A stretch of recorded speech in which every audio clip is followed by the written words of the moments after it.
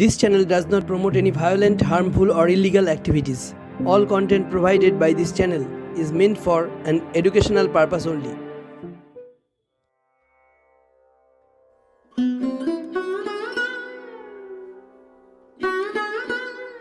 নমস্কার, পবিত্র কথা চ্যানেলে আপনাদের সকলকে স্বাগত জানাই। আজ আমরা যাকে নিয়ে আলোচনা করব তিনি জগজ্জননী জ্ঞানময়ী জ্ঞানদাত্রী শ্রী শ্রী সারদা মা। আজ আমরা এই পর্বে শুনব জগজ্জননী মা সারদার জীবনের কিছু ঘটনা, কিছু কাহিনী, কিছু জীবন কথা। আমাদের এই পরিবেশনাটি ভালো লেগে থাকলে অবশ্যই চ্যানেলটিকে সাবস্ক্রাইব করে ও বেল আইকনটি প্রেস করে এই চ্যানেলটিকে সকলের মাঝে ছড়িয়ে দিতে সাহায্য করুন। অবশ্যই যদি আপনাদের ভালো লেগে থাকে তাহলে চলুন শুনি জগজ্জননী মা সারদার জীবনের কিছু ছোট ছোট ঘটনা।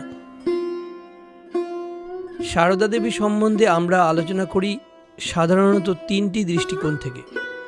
তিনি দেবী, তিনি মাতা, তিনি জ্ঞানময়ী জ্ঞানদাত্রী।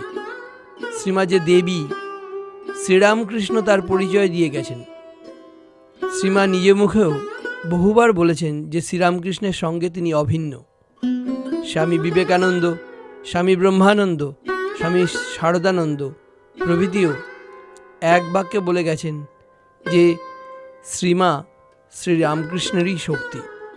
তার কার্য পরিপূরণের জন্য, তাঁর বার্তা প্রচারের জন্য এসেছিলেন। তেলোভেলোর মাঠে এক দস্যু দম্পতি সারদা দেবীকে কালী রূপে দেখেছিল।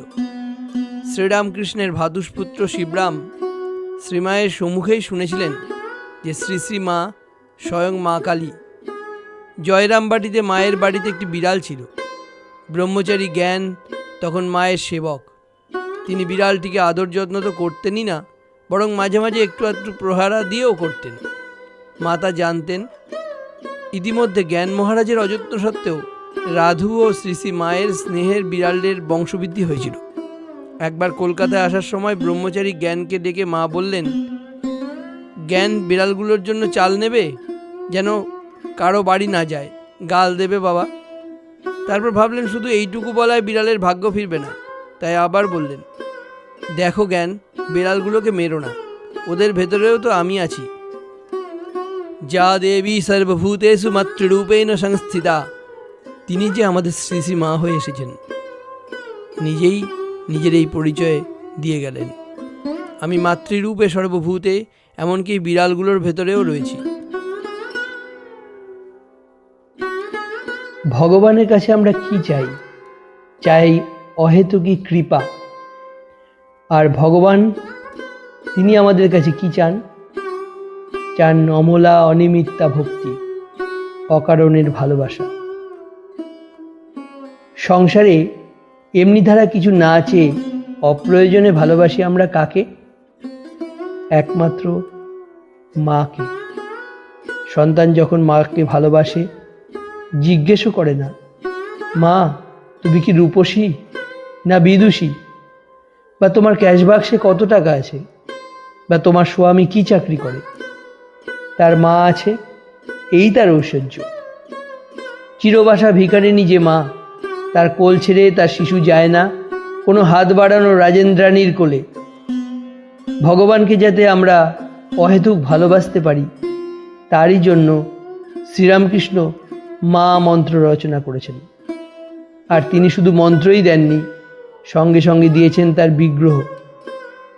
মা মন্ত্রের ঘনীভূত মূর্তিই হচ্ছেন সারদামণি। শ্রীরামকৃষ্ণের সমস্ত বাক্যের ব্যাখ্যা, সমস্ত কর্মের মূল মর্ম। সংসারে সঙ্গও আছে, সারও আছে, মায়াও আছে, বস্তুও আছে। সার যদি কিছু থেকে থাকে তবে তা মাতৃত্ব ছাড়া আর কি। আর এই সার যিনি দেন তিনিই সারদা। শ্রীরামকৃষ্ণের সমস্ত সাধনার সারভূতা প্রতিমা। মা যখন সন্তানকে মারেন, সন্তান তখনও মাকেই জড়িয়ে ধরে, তখনও মা মা বলেই কাঁদে, কেননা সে জানে যে নয়ন তিনি অশ্রু দিয়ে ভরেছেন, সেই নয়নই তিনি আবার স্নেহচুম্বনে ভরে দেবেন। আমার আজকের নিবেদন পরমা প্রকৃতি শ্রী শ্রী শারদামণি। হ্যাঁ রে, বিয়ে করবি? 2 বছরের মেয়ে মার কোলে বসে গান শুনছে। শিওরে মার বাপের বাড়ি সেই গায়ে। এদিকে বসেছে মেয়েরা, ওদিকে জায়গা ছেলেদের, সব কাছাকাছি এক ঘেরের মধ্যে। কিরে, বিয়ে করবি? মার সখী না আত্মীয়া কে জিজ্ঞেস করলো ঝুঁকে পড়ে, স্নেহপ্রসন্ন পরিহাসের ভঙ্গিতে। করব। 2 বছরের মেয়ে দিব্যি ঘাড় কাত করলো, হাসলো গাল ভরে। সে কি রে, কাকে বিয়ে করবি? আঙ্গুল তুলে স্পষ্ট দেখিয়ে দিল, ওই যে ওই ছেলে, ওই আমার বর, আমার পুরুষ। সবাই দেখলো অবাক হয়ে। যাকে দেখালো সে কে? চেনো না বুঝি? মেয়ের চেয়ে 18 বছরের বড়, নাম গদাধর, কামারপুকুরের ক্ষুদিরাম চাটুর্যের 3য় ছেলে। আর যে দেখালো তার নামটি সারদা। বাপের নাম রাম মুখুজ্জে, বাড়ি জয়রামবাটি। আমার জন্য কোথায় মেয়ে খুঁজে বেড়াচ্ছ? 3 বছরের বাদে মা চন্দ্রমণিকে জিজ্ঞাসা করলো গদাধর। বললে, আমার বিয়ের পাত্রী জয়রামবাটি রাম মুখুজ্জের বাড়িতে কুটো বাঁধা হয়ে আছে, চিহ্নিত হয়ে আছে। খেতে যখন শশা ফলে, প্রথম ফলটি চাষা কুটো বেঁধে রাখে, যাতে ভুলে সেটি বিক্রি না হয়ে যায়, যাতে সেটি ঠিক দেবতার ভোগে সমর্পিত হয়। তেমনি রাম মুখুজ্জের মেয়ে আমার জন্য নির্বাচিত, নির্ধারিত, নিবেদিত। কিন্তু যাই বলো, সারদাই আগে দেখিয়ে দিয়েছে, বেছে নিয়েছে গদাধরকে। শক্তিই আগে স্থির করেছে তার শিব। সারদার যখন 14 বছর বয়স, স্বামীর সঙ্গে মিলতে প্রথম শ্বশুর বাড়ি এসেছে। সমবেত মেয়েদের নানা উপদেশ শোনাচ্ছে গদাধর, নানা নির্মল কথা। শুনতে শুনতে সারদা কখন ঘুমিয়ে পড়েছে। ভাবখানা বোধহয় এই, ওসব আমার জানা, নতুন করে শোনার কোনো দরকার নেই। অন্য মেয়েরা গা ঠেলছে সারদার, বলছে, এমন কথাগুলো শুনলি নি, ঘুমিয়ে পড়লি? না না গো, ওকে তোলনি, বাধা দিল গদাধর। ও কি সাধে ঘুমিয়েছে? ওইসব শুনলে এখানে আর থাকবে নি, চোঁচা দৌড় মারবে।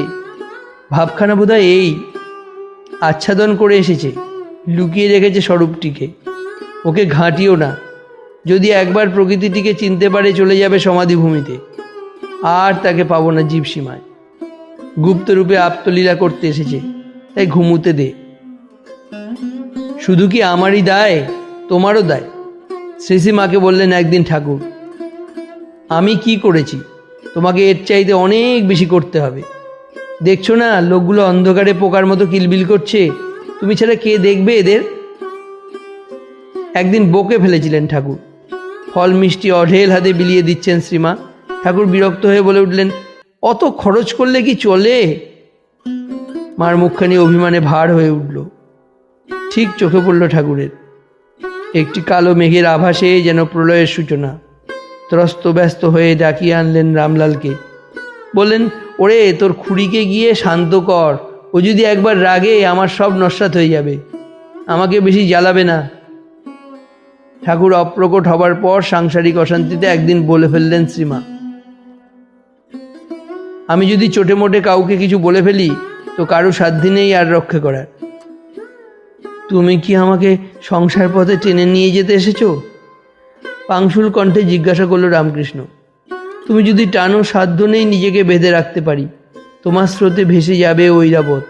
তাই কৃপা চাই তোমার কাছে, তুমি যদি একটু সম্ভূত হও, স্তম্ভিত হও। রামকৃষ্ণকে নিশ্চিন্ত করল সারদা। বলল, না, তোমাকে ইষ্টপথেই সাহায্য করতে এসেছি। আমি বিদ্যুৎ মালিনী বহ্নি, কিন্তু তোমার সাধনার মন্দিরে আমি স্নেহশান্ত দীপশিখা। তারপর কালীর কাছে সেই প্রার্থনা রামকৃষ্ণের, মা, ওকে ভালো রাখো, ঠান্ডা রাখো। ও যদি মুহূর্তের জন্য আত্মহারা হয়, আমি তলিয়ে যাব মা, রুখতে পারবো না নিজেকে। ওর সঙ্গে কি আমি পারি? ও জগৎ সংসারের কর্ত্রী, কাপড়ের হলুদের দাগ লাগানো কর্মব্যস্ত গিন্নি, আর আমি আলবোলায় তামাক খাওয়া হু হা বলা কর্তা। ও যেমন বলবে তেমনি চলবে এই পৃথিবী, তেমনি চলবে ওই সূর্যচন্দ্র। ও কর্তৃ কারয়ত্রী করণ গুণময়ী কর্মহেতুস্বরূপা। সাধক চক্রবর্তী রামকৃষ্ণ ষোড়শী পূজা করল সারদাকে, পরমতম প্রণিপাতটি রাখল তার পদমূলে। আর আশ্চর্য, প্রণামটি ফিরিয়ে দেওয়ার কথা মনেও এলো না সারদার। পূজা অন্তে রামকৃষ্ণ যখন বললে, তুমি এবার যেতে পারো, মুক্ত হরিণীর মতো পালিয়ে গেল পলকে। সারদা অজিতা, অমিতা, আরাধিতা, গোলকে রাধা, বৈকুণ্ঠে লক্ষ্মী, ব্রহ্মলোকে সাবিত্রী ভারতী, কৈলাসে পার্বতী, মিথিলায় সীতা, দ্বারকায় রুক্মিণী, দক্ষিণেশ্বরে সারদা। একদিকে সর্বশত্রু বশঙ্করী কালী, অন্যদিকে সর্বাভয়দায়িনী অন্নপূর্ণা। ঠাকুর বলেন ছাই চাপা বেড়াল, বিবেকানন্দ বলে জ্যান্ত দুর্গা। চিঠি লিখছে শিবানন্দকে, জ্যান্ত দুর্গার পূজা দেখাবো, তবে আমার নাম। দাদা মায়ের কথা মনে পড়লে সময় সময় বলি, কোরাম। আজ আমরা শুনলাম জগজ্জননী মা সারদার জীবনের কিছু কথা এবং কাহিনী। আমাদের এই আয়োজনটি ভালো লেগে থাকলে চ্যানেলটি অবশ্যই সাবস্ক্রাইব করে ও বেল আইকনটিকে ক্লিক করে আমাদের সঙ্গে থাকুন। পরিবার, বন্ধু ও স্বজনদের শেয়ার করুন। বই পড়ুন, ইউটিউবের অন্যান্য চ্যানেলেও গল্প শুনুন। নিজে ভালো থাকুন, সুস্থ থাকুন এবং সবাইকে ভালো রাখুন। গল্পটি শোনার জন্য অনেক অনেক ধন্যবাদ। পরবর্তী পর্বে ফিরে আসছি নতুন কোনো আরও আকর্ষণীয় ঘটনা এবং জীবন কথা নিয়ে। নমস্কার।